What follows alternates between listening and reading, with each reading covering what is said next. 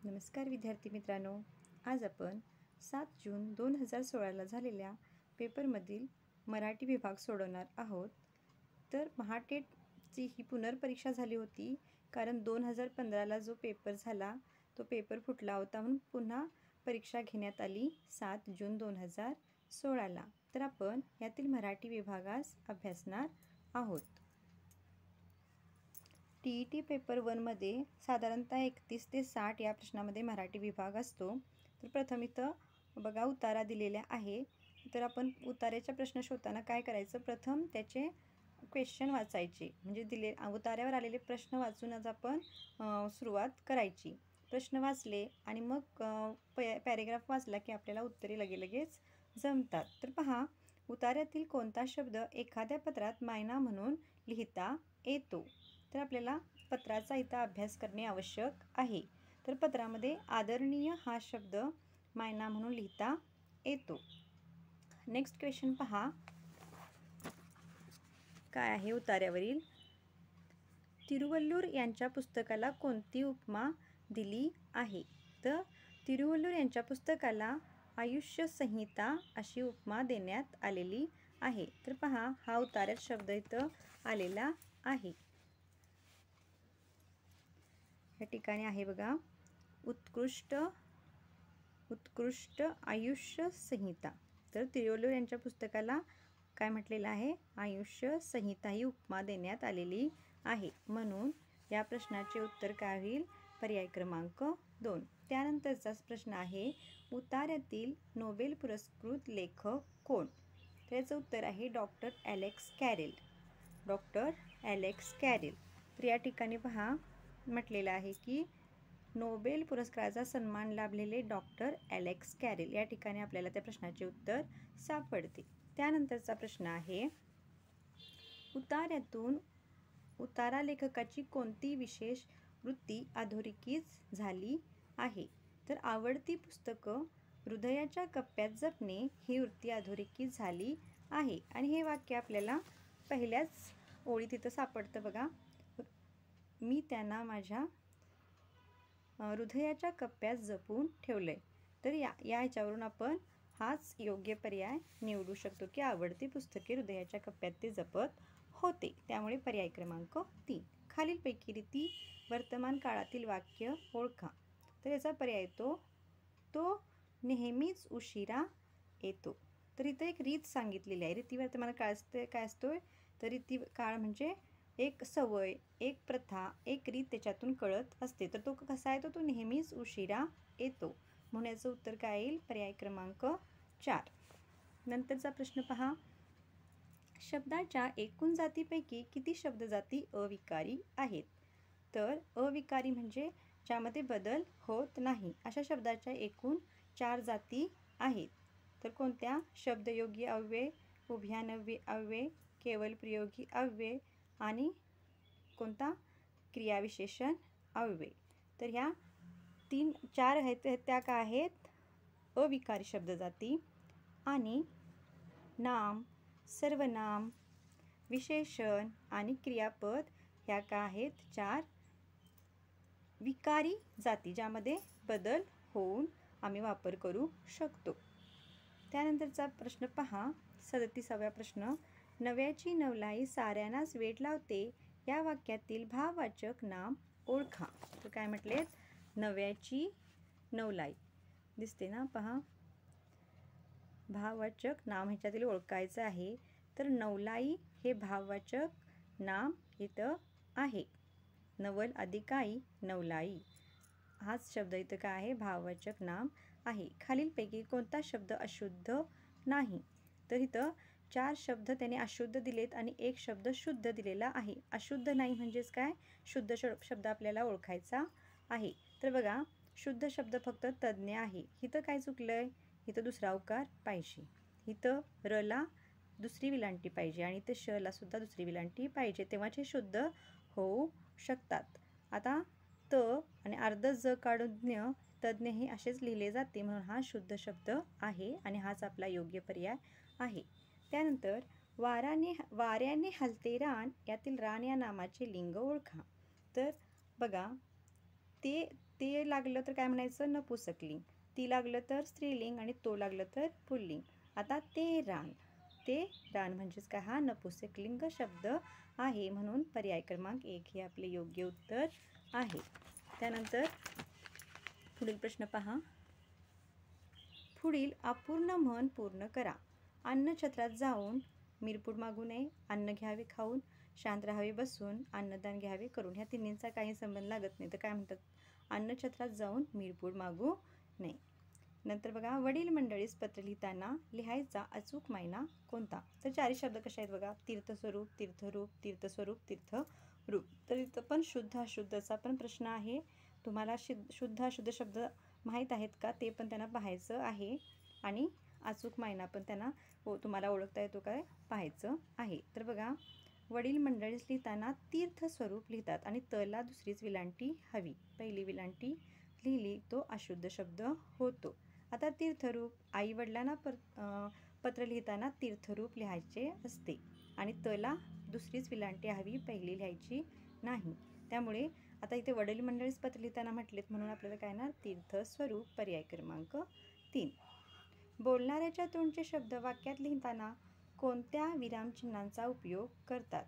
तर बोलणाऱ्याच्या तोंडचे शब्द जेव्हा जशाच तसे वाक्यात लिहायचे असतात तेव्हा दुहेरी अवतरण चिन्हाचा वापर केला जातो. आता अपसारण चिन्ह, बोलताना विचार मालिका तुटल्यास अपसरण चिन्ह वापरले जाते, थोडे असे लांब असते पाहते. नंतर संयोग चिन्ह काय करतात, तर वाक्याच्या शेवटी शब्द अपुरा राहिलास तिथं काय करतात, संयोग चिन्ह लिहिले जाते, किंवा जोड शब्द आल्यास त्याच्यामध्ये संयोग चिन्ह लिहिले जाते. आता एकेरी अवतरण चिन्ह, जेव्हा एखाद्या पुस्तकाचे नाव किंवा एखाद्या म्हणजे आपल्याला काहीतरी का ठळक करून सांगायचं आहे तेव्हा तिथे एकेरी अवतरण चिन्हात टाकले जाते, तो शब्द एकेरी अवतरण चिन्हात टाकला जातो. आता शब्दशः होणाऱ्या अर्थापेक्षा भिन्न व विशिष्ट अर्थाने रूढ झालेल्या शब्दसमूहाला काय म्हणतात, तर त्याला वाक्यप्रचार असे म्हटले जाते. कमळ या शब्दाचा समानार्थी नसलेला शब्द कोणता. पद्मा, सरोज, पंकज, राजीव. तर बघा, सरोज, पंकज, राजीव हे कमळचे समानार्थी शब्द आहेत. नसलेला म्हटले तर पद्मा. इथं जर पद्म असतं, हा काना नसता, तर तो सुद्धा कमळचा समानार्थी शब्द झाला असता, पण इथं त्यांनी पद्मा दिलेत म्हणून हा शब्द इथून हाच आपला काय आहे, पर्याय आहे. धान्य पागडण्याचे साधन या शब्दसमूहासाठी वापरला जाणारा एकच अचूक शब्द ओळखा. तर धान्य पागडण्याचे साधन आपल्याला माहिती आहे, सूप, पर्याय क्रमांक 4. गटात न बसणारा शब्द कोणता. गाय, वासरू, लेकरू, फूल.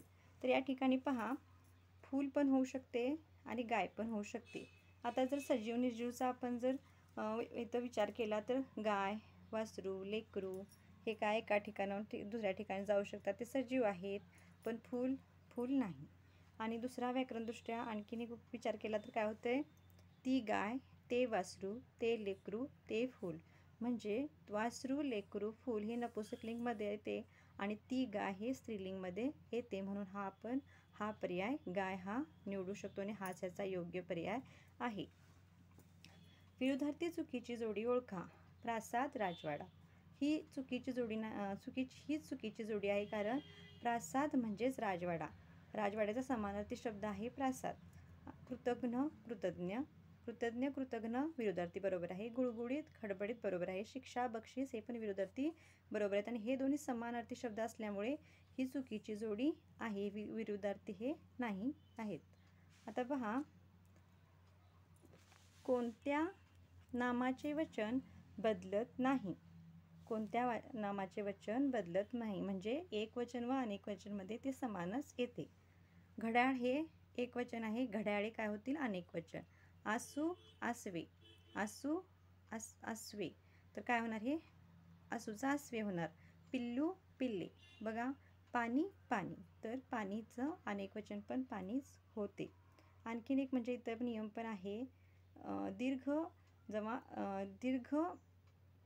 जेव्हा इकारांत असतो तेव्हा काय होतं की तो पाणी तो शब्द एक वचन व अनेक वचनमध्ये सेमच येतो, म्हणजे समानच येतो, त्याच्यात काहीही बदल होत नाही.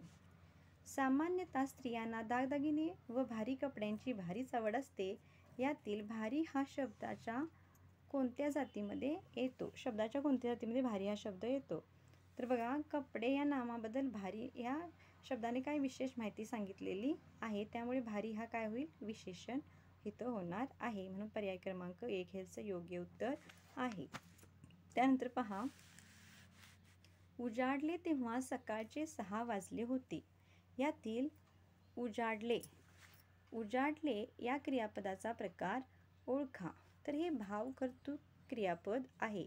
उजाडले, सांजावले, पाणावले. तर त्याच्यातच काय याचा अर्थ काय? तर उजाडले म्हणजे उजाडले आहे. त्यातून एक भाव यालाच काय म्हणतात? भावकर्तृक क्रियापद असे म्हणतात. त्याच्यामध्येच त्याचं काय असते? क्रियापद सामावलेलं असते. समजा उजाडले आहे, सांजावले तर सांजावलेले आहे असा त्याचा अर्थ तिथं असतो. त्यानंतर सर्वनामाचे एकंदर किती प्रकार पडतात? सर्वनामाचे एकंदर 6 प्रकार पडतात. पर्याय क्रमांक 2 हे याचे योग्य उत्तर आहे. ते कोणते व त्याची उदाहरणे कोणते हे तुम्ही सखोल अभ्यास करायचे आहेत, कारण ते त्यांनी पोटप्रकार विचारत असतात. नंतर पहा,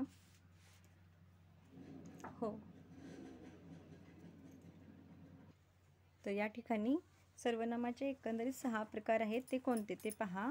तर मी ते दाखवले बघा.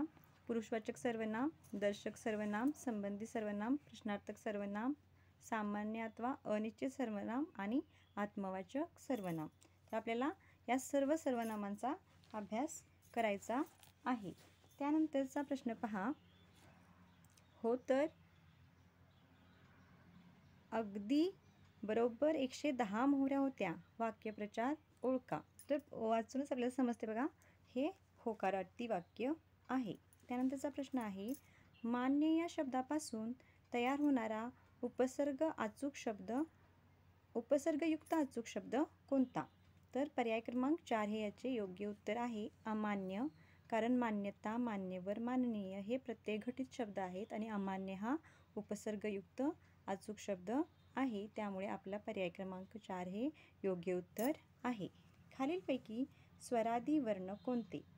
तर यातील आहा हे स्वरादी वर्ण आहेत. स्वरादी वर्ण म्हणजे काय? की अनुस्वार व विसर्ग यांच्या आधी काय येतो? स्वर येतो. त्यानंतर प्रसिद्ध लेखक चित्र खानोलकर यांचे टोपण नाव काय? तर चिंतामणी त्र्यंबक खानोलकर यांचे टोपण नाव इथं आपल्याला विचारलेले आहे आणि याचा योग्य पर्याय आहे आरती प्रभू. तर तुम्हाला टोपण नावे सर्व लेखकांची पाठ करायची आहेत. त्यानंतर ययाती या साहित्य कृतीचे लेखक कोण आहेत? तर ययाती ही कादंबरी वि. स. खांडेकर यांनी लिहिलेली आहे. अशा प्रकारे तुम्हाला साहित्य संपदा सुद्धा वाचून घ्यायची आहेत.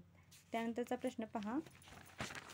त्यानंतर एक कविता दिलेली आहे आणि त्या कवितेवरील प्रश्न विचारलेले आहेत. पूर्ण कविता वाचून घ्या. आता प्रश्न पहा, प्राक्तन म्हणजे काय? तर प्राक्तन म्हणजे प्रारब्ध. प्राक्तन म्हणजे प्रारब्ध हा शब्द इथं आलेला आहे, तो जवळचा वाटतो पहा. त्यानंतर चा प्रश्न आहे, कवितेत कोणत्या सुगंधी पदार्थाचा उल्लेख आला आहे? तर गंध मिळता प्राक्तनाला कस्तुरी ही धुंद व्हावी. कस्तुरी हा काय आलेला आहे? सुगंधी पदार्थाचा ह्या उल्लेख इथं आलेला आहे. कवितेत घडा या अर्थाने कोणता शब्दप्रयोग आलेला आहे? अमृताचे कुंभ. कुंभ म्हणजे काय? घडा. पर्याय क्रमांक 3. प्राक्तनाला गंध प्राप्त झाल्यास काय होईल असे कवीला वाटते? तर प्राक्तनाला गंध प्राप्त झाल्यास कस्तुरी धुंद होईल असे काय वाटते? कवीला वाटते. आणि हे इथं कवितेमध्ये इथं आलेले आहे. बघा, गंध मिळता प्राक्तनाला कस्तुरी ही धुंद व्हावी. अशा प्रकारे ही आपण 2016ची मराठी क्वेश्चन पेपर सोडवलेली आहे. आणि यानंतरच्या व्हिडिओमध्ये मी तुम्हाला इंग्रजी क्वेश्चन पेपर सोडवून देणार आहे. व्हिडिओ आवडल्यास लाईक आणि सबस्क्राईब करा. थँक्यू.